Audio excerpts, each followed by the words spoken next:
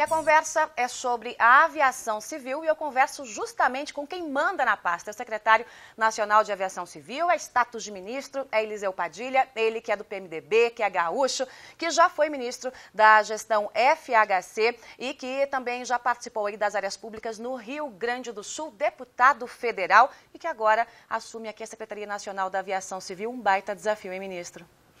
Bem, eu quero inicialmente cumprimentar os telespectadores, que são tantos, que acompanham a programação, quem nos acompanha nas redes sociais. Eu sei da penetração, quero, aliás, te cumprimentar, parabenizar, porque conquistar aficionados, leitores, ouvintes, telespectadores é uma ciência e parece que nessa tu está muito bem graduada. Muito então, obrigada. parabéns e cumprimentar aqueles que nos acompanham. E realmente aqui se vive um desafio muito grande. Por quê? Porque a aviação civil no Brasil ganhou status de maioridade. A Copa do Mundo, o sucesso da aviação civil brasileira durante a Copa do Mundo estimulou a que nós pudéssemos pensar que atingimos a maioridade na aviação civil.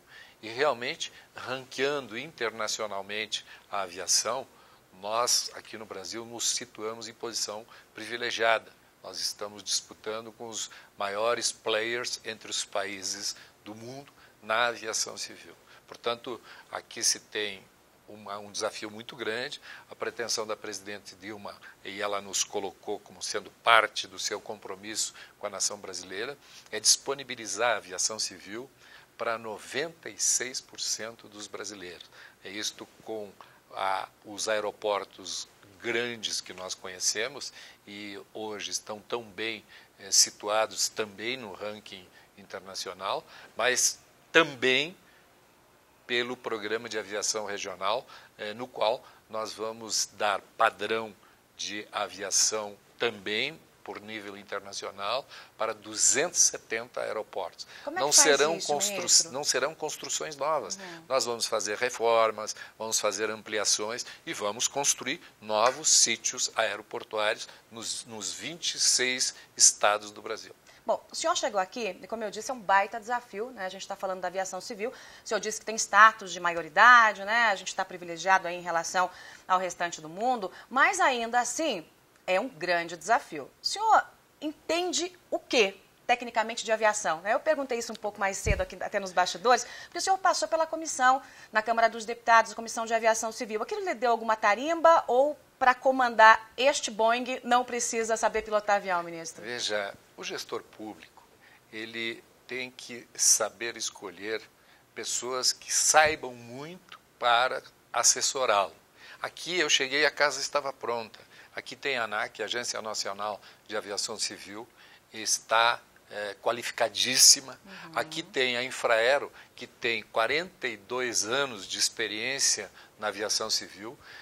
Já é hoje, mesmo depois da concessão de 6 aeroportos, a Infraero ainda é a terceira maior operadora aeroportuária do mundo. E tem o corpo técnico aqui da Secretaria, de altíssimo nível, idade média 32 anos, mas pessoas com alta formação. Portanto, eu já há mais de mês ouço durante a manhã inteira relatos, mais relatos, e administrador público é aquele que, não sabendo muito sobre o tema, busca quem saiba muito e agrega o que estas pessoas sabem. Esse é o senhor, não sabe muito sobre o tema, mas está trazendo gente que sabe. Este é o segredo de quem queira ser bom administrador público. Seria muita pretensão alguém chegar no Ministério da amplitude, da complexidade, do alto nível de tecnologia que é exigido na aviação civil e o sujeito chegar dizendo que sabe. Eu não tenho absolutamente nenhum problema em dizer que eu sou chefe de uma equipe que sabe muito. Ora, o chefe não sendo muito nécio, né, ele acaba tendo condições de gerenciar bem a pasta. A gente já vai falar de concessão e como é que vai se fazer esse processo aqui no Brasil, porque a presidente Dilma, agora recentemente, disse que vai ampliar as concessões e vamos chegar lá, mas eu quero falar um tequinho de política. Senhora de um PMDB muito próximo do PSDB lá no Rio Grande do Sul, sempre foi assim. Na última eleição, o senhor resolveu apoiar a presidente Dilma. O que mudou? Veja, eu sou um quadro de partido do PMDB. O PMDB apoiou oficialmente, deu a vice-presidência da República na eleição de 2010 e na eleição de 2014. Como PMDBista, e eu sou fundador do MDB, portanto tenho 48 anos. MDB velho de guerra? Eu sou fundador do MDB, portanto eu tenho compromisso partidário com o meu partido. Meu partido tem a vice-presidência da República, eu automaticamente ou sairia do partido, para ser coerente, né? Sairia do partido ou acompanhava a posição do partido. Foi feita uma convenção nacional, o partido decidiu fazer aliança com o PT, PMDB, PT, PMDB dando vice, PT dando a presidenta Dilma, e nenhuma dúvida da minha parte, e mais, não é só dúvida, nenhuma incoerência. Pelo contrário, absoluta coerência, eu acompanhando o meu partido. Ou então, deixasse o partido e fizesse outra opção. Bom, o senhor sabidamente é muito ligado a Michel Temer. A gente acompanhou aqui, 1º dia de fevereiro, domingão, cá estava eu em Brasília acompanhando a eleição para a Câmara dos Deputados. Mas parecia final de Copa do Mundo, gente. De um lado o PT, do outro o PMDB de Eduardo Cunha, uma base aliada que não estava tão aliada assim, correndo ali na terceira via o Júlio Delgado, e eis que eram quase favas contadas, Eduardo Cunha levou no primeiro turno. Essa vitória desse PMDBista, que é um PMDBista que não está na turma tão aliada do governo, é um risco para o governo, na sua avaliação? O senhor que é um dos fundadores do PMDB pode avaliar muito bem isso, até porque também é da Câmara dos Deputados. Veja, eu tenho como base de procedimento político partidário a coerência e a fidelidade com o partido. Eu penso que a eleição do deputado Eduardo Cunha, como integrante do PMDB, por óbvio, não se trata de uma eleição de um oposicionista. De outra parte, o que o deputado Eduardo Cunha colocou como pressuposto para a sua candidatura e a sua eleição foi a independência do Poder Legislativo. Ele, como presidente da Câmara dos Deputados, mas como PMDBista, ele não terá procedimentos, isso eu tenho certeza, oposicionistas por índole. Não, é procedimento do político que é presidente de um poder e vai agir como presidente da Câmara dos Deputados. Ele é de uma das casas do Poder Legislativo, ele é presidente. E ele é PMDBista. Duvido muito, não acredito, até por coerência política, que ele se poste como alguém de oposição. Aliás, a presidência, o exercício da presidência não é nem de governo nem de oposição, é da presidência da Câmara dos Deputados, que tem independência e autonomia. Mas se fosse assim tão fácil, por que o temor, então, de Eduardo Cunha? O governo fez de tudo para tentar bloquear Eduardo Cunha, tirá-lo da presidência, não fazer com que o PMDB se mantivesse ali. Não é o mesmo PMDB do Henrique Alves e nem de Michel Temer. A disputa entre os partidos é insta do processo político. Então, haver uma disputa entre o partido A e o partido B por determinado cargo, eu acho que está dentro da mais absoluta normalidade. Neste caso, a disputa foi entre um candidato do PMDB e um candidato do PT, ganhou o do PMDB. Mas os dois perfazem a chapa majoritária do governo. Então, o PMDB, como instituição, tem compromisso com o governo e a governabilidade, tanto que integra o governo. Eu sou ministro do PMDB. Agora, o presidente da Câmara dos Deputados, ele não tem o carimbo partidário exclusivo, ele representa a casa. E o regimento lá, fosse quem fosse o presidente da Câmara dos Deputados, ele tem 2 livrinhos que ele não pode deixar de obedecer: a Constituição da República e o regimento da casa. Portanto, a ação está delimitada por essas 2 regras. Aí é que está o limite da ação do presidente da Câmara. O que contrariar um ou outro não pode ser feito, seja por quem quer que seja. E eu tenho certeza de que o deputado Eduardo Cunha não vai se posicionar como alguém automaticamente na oposição ao governo. Engana-se quem pensa isso. Ministro, recentemente a presidente Dilma falou que iria ampliar as concessões de aeroportos no Brasil. Quais serão os próximos passos? Como é que é o desenho disso? Veja, o que nós vimos no discurso da presidenta Dilma, ela fazer a afirmação objetiva dizendo que, na infraestrutura, ela iria buscar incrementar a parceria com o setor privado. Nós, aqui na aviação civil, nós temos aeroportos que ainda podem, na visão genérica, ainda podem integrar o Programa Nacional de Desestatização ou os programas de concessão do serviço da aviação. Tem que fazer uma distinção entre privatização e concessão. Quando a gente vai privatizar, a gente vai passar a propriedade, tu vai transferir o bem. Neste caso, nós vamos fazer uma concessão da prestação de serviço e, concomitantemente, entregamos o uso e o gozo do bem, que é o aeroporto. Mas ele continua de propriedade da União. Os aeroportos, Galeão é de propriedade da União, Guarulhos é de propriedade da União, os aeroportos todos que foram concedidos, foi concedida a operação portuária e, por via de consequência, o aeroporto junto. Então, o que nós vamos incrementar, a pedido da presidente, são os estudos para ver quais os aeroportos brasileiros que podem ser ainda concedidos à iniciativa privada nesta parceria que ela mesmo falou na incrementação, e nós estamos buscando agora estudar, ver quais aqueles que oferecem melhores condições. Agora, o corte orçamentário pode prejudicar investimentos no setor? O ajuste fiscal prometido por Joaquim Levy pode significar problemas na aviação civil? Não, e explico por quê. A aviação civil, ela tem a sua receita em receita própria, que é o Fundo Nacional da Aviação Civil, que tem destinação vinculada, só pode ser usado este recurso conforme a lei na aviação civil.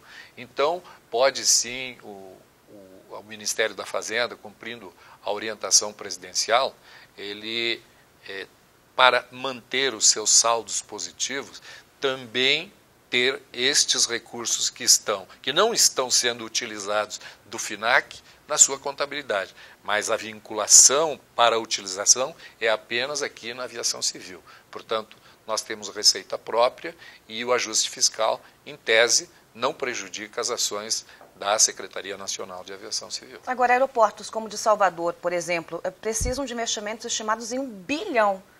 Como é que se resolve isso? A concessão é a única alternativa ou não? Não, nós temos recursos próprios do fundo, mas é óbvio que se não for absolutamente indispensável, nós vamos guardar os recursos do fundo para incrementar a aviação regional, que é o grande projeto da presidenta Dilma, prioridade absoluta dela, 270 aeroportos. Então nós vamos guardar o máximo possível dos nossos recursos para a aviação regional. Mas determinados aeroportos que não poderão ser levados à concessão, para que o próprio concessionário execute as obras que se fazem necessárias, nós vamos executar sim, com recursos do FINAC, também as obras que estão sendo, então, demandadas por aquele aeroporto. No caso específico citado, que é Salvador, a Infraero está desenvolvendo um estudo daquilo que é investimento ainda a ser implementado, além daqueles que já estão em execução. Bom, a gente está falando um pouquinho dessa coisa da ampliação da aviação regional, o que a presidente Dilma disse. O senhor repetiu aí o número de 270 aeroportos, é um número cabalístico, né? Não é uma construção de 270 aeroportos, não. O senhor já explicou isso. Agora, qual é o prazo que você tem para pegar o que já está mais ou menos pronto, dar ali uma repaginada e transformar aquilo, uma pista, num aeroporto? Veja, a pretensão aqui da Secretaria, primeiro vamos lembrar, esse é um programa que foi lançado já tem mais de 2 anos. A Secretaria contratou o Banco do Brasil para que o Banco do Brasil desenvolvesse os projetos e depois faça também a licitação e fiscalize a execução das obras. Mas nós vamos ter muitos aeroportos que as obras não serão de grande monta. Pode circunstancialmente ser uma instalação para o combate a incêndio, pode ser circunstancialmente a instalação do serviço para a navegação por instrumentos e pode ser um terminal de passageiros ou um pátio de estacionamento. Então nós temos poucas intervenções e em muitos casos são aeroportos que já estão hoje funcionando, eles têm regularidade de voo. Nós teremos apenas que moldar o programa, dando esta configuração que é internacionalmente reconhecida, para que nós possamos conferir o selo de aeroporto regional e aí então este aeroporto comece a trabalhar já tendo esta prerrogativa. Por que prerrogativa? A presidenta Dilma estimulou e nós vamos ter a subvenção para que a aviação regional seja uma realidade. Em todos os grandes países do mundo onde se tem aviação regional, nós temos os aeroportos grandes ajudando a subsidiar os pequenos, os menores. Aqui no Brasil não vai ser diferente. Então nós queremos ver se neste ano de 2015 nós já venhamos a ter uma gama considerável de aeroportos que possam estar já chancelados como aeroportos regionais, dentre tantos desses 270 que oferecem condições para serem rapidamente qualificados. Vamos lá para Porto Alegre, vamos para a terrinha, né, para o Rio Grande do Sul. No mês passado, o senhor teve uma reunião com o prefeito, né, e o assunto era justamente o aeroporto, e o senhor disse que o Rio Grande do Sul não tinha uma movimentação de cargas o suficiente para estender ali a pista do aeroporto Salgado Filho. Depois teve um incidente, logo depois disso, com o avião comercial da Azul, e aquilo fez o senhor mudar de ideia. Vai ter ampliação, não vai ter ampliação? Como é que vai funcionar? Bom, primeiro eu não mudei de ideia, né? Vamos esclarecer, é muito importante esclarecer isso. O governo do estado do Rio Grande do Sul, na gestão anterior, insistiu muito aqui na secretaria que tinha que se pensar numa alternativa aeroportuária para o Rio Grande do Sul. A Infraero tinha uma demanda para que pudesse atender cargas no Rio Grande do Sul. Então nós tínhamos um indicador de cargas e de outra parte havia a indicação para que se construísse um novo aeroporto. Quando nós tomamos posse aqui, ouvindo a Infraero tem um plano diretor em execução desde 2011, que inclui ampliação do terminal de passageiros, já em obras, pista e pátio do terminal de passageiros, obra concluída, construção de um novo terminal de cargas em obras, pista e pátio para aviões de carga, foi construído sob pilares, foram colocadas estacas, porque o solo é muito mole, e feita uma laje em cima. Foi contratada a construção de um hotel, mais de 200 apartamentos no aeroporto. Vai ser licitada rapidamente a construção de uma nova garagem com mais de 2.000 vagas e também a extensão da pista em 920 metros. Por que esta extensão onde está o projeto da extensão da pista? Está no Conselho de Administração da Infraero, porque teria ali, na visão da Infraero, duas questões a serem resolvidas. A primeira, que não tinha a alegada carga que demandava na imediata ampliação da pista. Segundo, que existem mais de 1.700 famílias dentro do sítio aeroportuário, que na visão da Infraero é um óbice para a execução da obra. Teria que desapropriar a área. Não, está toda desapropriada, só tem que retirar, deslocar as pessoas que lá moram, que são ocupantes, e a Prefeitura Municipal de Porto Alegre tem esse compromisso e vai desocupar. Apenas que a Infraero estava aguardando, primeiro, que tivesse carga, a carga alegada, mas principalmente que tivesse desocupado a pista. Então vai ser com esse incidente, o que eu pedi para a Infraero, oficiei a Infraero e pedi que desconsiderasse a questão carga e considerasse a questão segurança, que nós colocássemos em primeiro lugar. A Infraero recebeu o ofício e na reunião da diretoria administrativa do Conselho de Administração da Infraero, agora de fevereiro, esse tema será apreciado, possivelmente será aprovado e abrir-se-á a licitação para a construção da pista. E a partir dali a gente deve ter uma conclusão da obra em quanto tempo? Neste espaço de tempo, a Prefeitura de Porto Alegre deverá desocupar todo o sítio aeroportuário. O que ela está fazendo, a bem da verdade, diga-se isto, só que restam, segundo a nota oficial da própria Prefeitura, 1.700 famílias lá sobre a área. Essa é a alegação que a Infraero fez, porque estava stand-by, esperando. Mas nós temos como 8 itens para a ampliação do aeroporto. 7 estavam definidos, alguns em execução, outros executados, restava a pista. A pista esperava pela carga e pela desocupação. Eu pedi que se abandonasse a ideia da carga, cuidasse de segurança, então agora é pura e simplesmente a questão da desocupação para que a pista possa vir a ser licenciada depois. A questão da construção da pista, quem entende é a Infraero, e a Infraero saberá como fazer. Agora, esse incidente com esse avião comercial que deveria ter pousado ali, foi para a base aérea de Canoas, não mostra que a ANAC e a própria Secretaria Nacional de Aviação Civil pode estar avaliando mal os nossos aeroportos, ministro? Não, desculpe. Desculpe. Não, absolutamente não.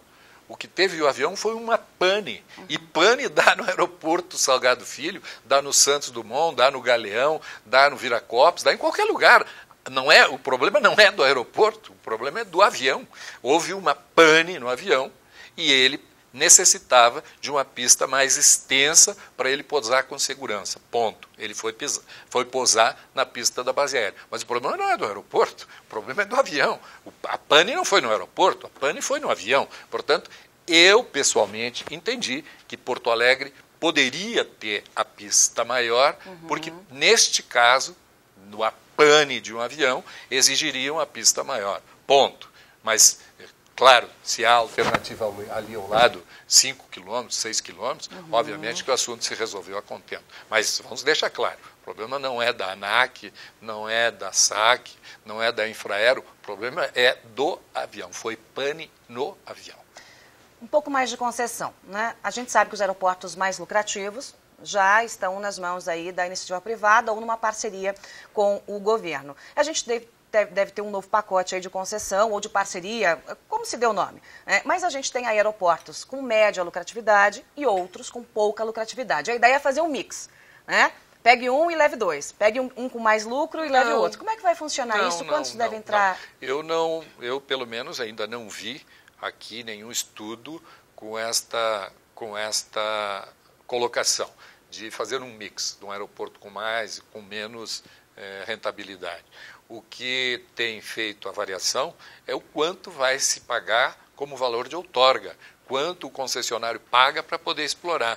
Nós tivemos o Galeão, com lá 18, 19 bilhões de reais, nós tivemos cifras expressivas e tivemos cifras bem menores. Então, o que vai determinar o montante que a empresa, o consórcio concessionário vai pagar é em função da rentabilidade. Não é necessário que se construa uma cesta de um mais e um menos lucrativo. Até porque a política do governo até agora era de estabelecer concorrência, não entregar por uma mesma concessionária mais do que um aeroporto nas suas proximidades. Mas a ideia de investir, se conseguir administrar um aeroporto de média lucratividade e ser obrigada a empresa a investir num aeroporto com pouca lucratividade, isso foi tema de discurso, saiu na mídia. Então, isso não é um projeto que vai ser colocado em prática, não vai ser viabilizado? Nós temos discutindo hoje aqui dentro, analisando um por um os aeroportos que nós temos e os aeroportos da aviação regional,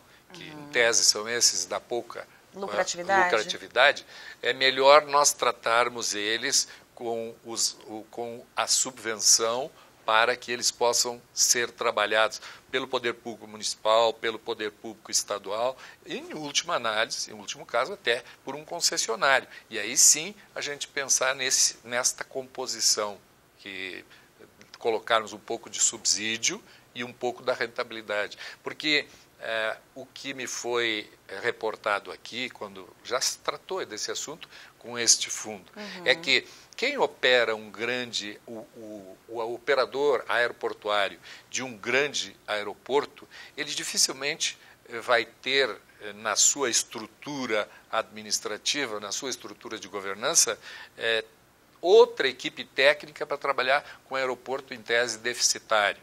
Então, é melhor que quem vai para os grandes aeroportos cuide disso e outra empresa com outro propósito cuide desses que têm menos lucratividade. De preferência, o próprio poder público municipal e o poder público estadual. Esses terão preferência para cuidar dos aeroportos regionais. Bom, nos consórcios que ganharam licitações, né, a gente tem ali empreiteiras envolvidas na Operação Lava Jato, até porque as grandes empreiteiras são as mesmas. As que fazem as grandes obras são sempre as mesmas e isso não é segredo para ninguém. Isso pode atrapalhar o processo, ministro? Veja, as notícias que nos chegam é de que algumas... Primeiro, o consórcio que administra o aeroporto tem personalidade jurídica própria e as empresas que circunstancialmente integram esse consórcio também têm personalidade jurídica própria.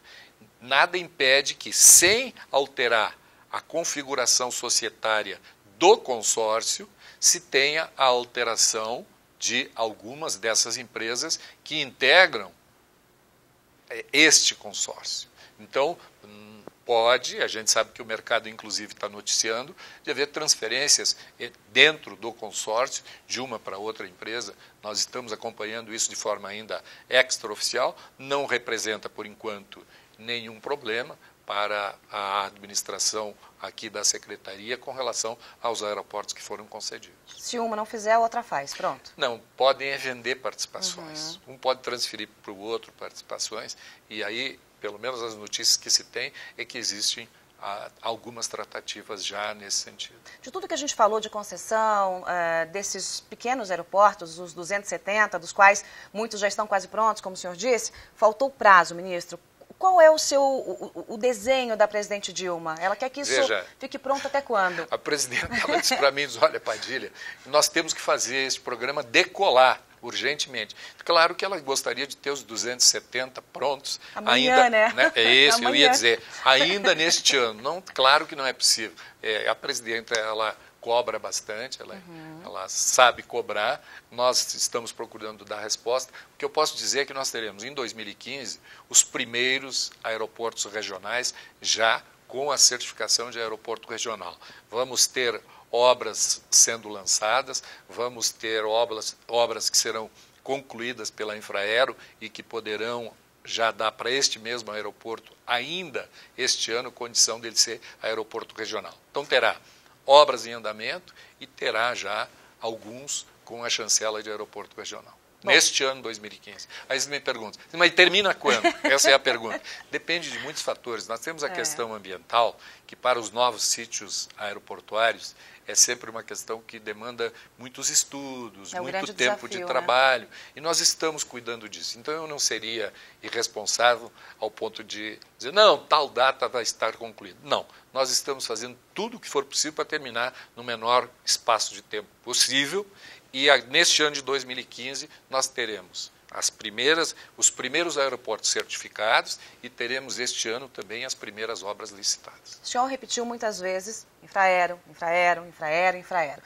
O papel da Infraero deve ser repensado, ministro? Por que eu digo isso? No ano passado falou-se em criar a Infraero Serviços, né? 51% de capital público, 49% de capital privado. Chegou-se até a anunciar isso, o seu antecessor falou, mas por enquanto essa agência não está operando. Há alguma previsão? Esse é um estudo que está em desenvolvimento. A Infraero tem que ganhar um novo perfil.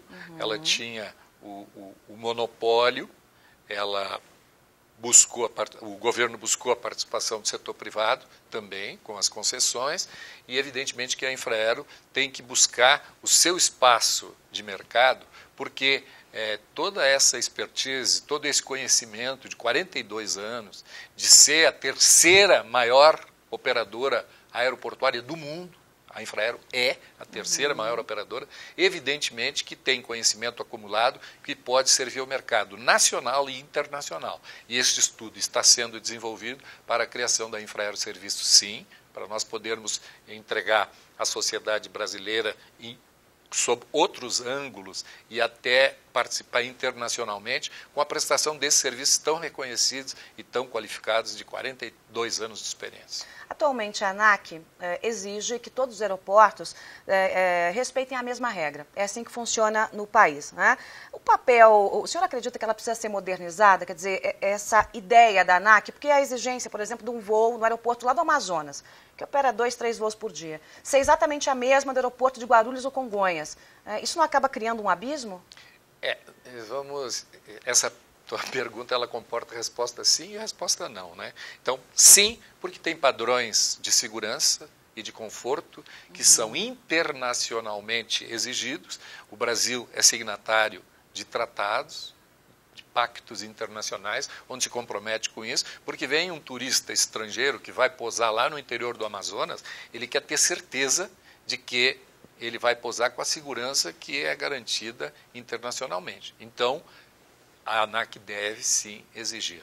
Ponto. Mas não facilita a questão regional, né? Porém, aí que é a menininha dos olhos. Porém, mas a questão regional tem que se estear, ela tem que estar fundamentada também em atender esses indicadores internacionais, porque quando a presidenta criou este programa, a concepção dela e a participação dela foi muito importante, quando ela falou que nós tínhamos que estimular o turismo natureza, que o Brasil é o maior e melhor destino em todas as referências mundiais, mas pouco utilizado. Nós temos pouco fluxo turístico para a Amazônia Legal. E aí eu pergunto, como tu vai oferecer na Inglaterra, na Alemanha, nos Estados Unidos, no Canadá, enfim, lá no Japão, se tu não tem padrão de segurança aeroportuária internacional? Então, tem que se exigir, sim, nestes, em que pese ele opere, às vezes, só 3 voos por semana. Mas tem que ter o padrão, porque senão a gente não vai colocar as pessoas a voarem para lá. Mas como é que eu vou voar se não tem segurança, se eu não tenho garantia? Como é que a gente equilibra? Com a subvenção. Nós vamos ter que subvencionar, fazer parcerias com o poder público municipal, com o poder público estadual, até com a sociedade civil, porque sempre há interesse também da sociedade civil nesses aeroportos e nesses voos. Então nós temos que fazer parcerias, mas não se pode abrir mão desta exigência de níveis elevados de segurança e de conforto para quem for utilizar o aeroporto. Mesmo, repito, que seja um aeroporto com pouca frequência de voos. Como é que o senhor pretende fazer, em meio a tudo isso, a todos esses desafios e aeroportos novos que devem começar a operar, para melhorar a imagem dos aeroportos brasileiros? Eu vou citar um dado aqui. Recentemente houve uma pesquisa e o aeroporto de Guarulhos foi o segundo mais mal avaliado por passageiros, né? Quer dizer, a nota foi feia, foi 3, alguma coisa. Como é que o senhor vai trabalhar isso? Veja, vamos lá. Primeiro esclarecer essa questão de Guarulhos, que eu acho fundamental. Guarulhos, as obras iniciaram, dá o padrão. Por exemplo, chegou aqui um amigo meu, empresário, veio me visitar, diz, olha, hoje eu estou me sentindo orgulhoso de ser brasileiro. Desci no aeroporto de Brasília e eu poderia dizer que estava descendo em qualquer país da Europa, num aeroporto de grande porte. Me senti muito orgulhoso. Vamos para Guarulhos agora. Guarulhos começou a fazer aquilo que nós estamos vendo no aeroporto de Brasília, no terminal de passageiros internacionais, das viagens internacionais. Os terminais domésticos agora que estão iniciando as obras. Então, se as pessoas que opinaram passassem por esse terminal internacional, seguramente estaria no padrão de Brasília, que é dos mais elevados, na opinião da população. Não, elas estão passando no terminal antigo, doméstico, e em obras, com o desconforto da obra. Então, as obras iniciaram agora, rapidamente, as obras começam a mostrar as vantagens e, seguramente, Guarulhos sobe para uma posição similar à de Brasília, eu não tenho dúvida nenhuma. Apenas depende, evidentemente, das obras e dos serviços que vão ser prestados, conforme o contrato de concessão. Mas eu tenho confiança absoluta que isso vai acontecer. Na próxima pesquisa... Não, na próxima é curto, né? Porque a pesquisa ela é feita trimestral, então, em 3 meses, talvez a gente... Que vai subir, eu não tenho dúvida. Aliás, em Guarulhos tem que se observar isso, que há uma curva ascendente, uma linha ascendente em que os indicadores estão melhorando de trimestre a trimestre. Ainda não são aqueles que a gente quer. A meta é chegar no padrão 4. Guarulhos está em 3 e alguma coisa. Então, nós vamos chegar a 4, no mínimo, com Guarulhos rapidamente. Mas ele vai chegar igual a Brasília quando as obras estiverem concluídas. Brasília é um bom exemplo daquilo que vai acontecer nos aeroportos que foram concedidos. Ministro, vamos falar de um assunto que talvez seja o mais incômodo e que vai voltar à tona, que é a questão da Operação Solidária da Polícia Federal em 2009. O senhor foi citado pela imprensa por ter cometido tráfico de influência, isso estava no STF, era sigiloso, não é mais. Como é que está esse caso agora? Como é que está agora? Arquivado. Arquivado. Decisão do ministro Marco Aurélio, 2 denúncias anônimas. Preciso dizer mais. Já disse tudo, né? Quem é e o que quer Eliseu Padilha aqui? Ora, eu aqui sou um quadro do meu partido, do PMDB. Com muita honra fui convidado e aceitei cumprir essa missão do meu partido, convidado pela presidenta Dilma, que me honrou por demais com o convite. E aqui o que eu quero aqui? Veja, eu não tenho já mais sonhos e aspirações de vir a construir uma carreira política que eu já construí. Aqui pode ser talvez o meu último cargo público e quero fechar essa carreira com a chave de ouro. Me orgulho muito de tudo que fiz como prefeito, como secretário de Estado, como ministro de Estado, como parlamentar, como presidente da Comissão de Constituição e Justiça que produziu, sob a relatoria do ministro Eduardo Cardoso, a lei da ficha limpa, mas o presidente teve que conduzir todos esses trabalhos. Portanto, eu já tenho uma vida pública que eu me orgulho muito dela, tenho um testemunho de ações que pode dizer do muito que fiz. Mas quero ver se aqui esta passagem ainda seja mais elevada, acima de tudo aquilo que já fiz. Eu já não mais tenho que provar nada para ninguém como ente público, como agente público. Agora eu quero honrar o convite da presidenta e fazer com que os brasileiros possam efetivamente receber, através da aviação civil, o serviço que eles sonham, de qualidade, de conforto, e que possa atender as populações, e este talvez seja o grande fator motivador, de tornar a aviação acessível à população de renda mais baixa. Teve um tempo que só viajava de avião quem era rico. Hoje a proposta da presidenta, e nisso eu me engajei, é de nós termos 96% da população brasileira servida pela aviação civil. Muito bem. Ministro Eliseu Padilha, este gaúcho que assumiu aqui a Secretaria da Aviação Civil, status de ministério, e há planos e projetos, hein, ministro? É muito trabalho pela frente. É um desafio muito grande, mas para grandes sonhos, grandes desafios. Para quem eu disse quero ver se neste ministério eu ainda consiga ter o índice mais elevado da minha atuação como gestor público, o desafio é bom. Obrigada pela entrevista, boa sorte mesmo. Muito obrigado, e até a próxima. Muito obrigado, eu que agradeço. Muito obrigada pela companhia de todos aqui em TV, TV de Veja.com, a programação não para. Então já já a gente se vê. Tchau.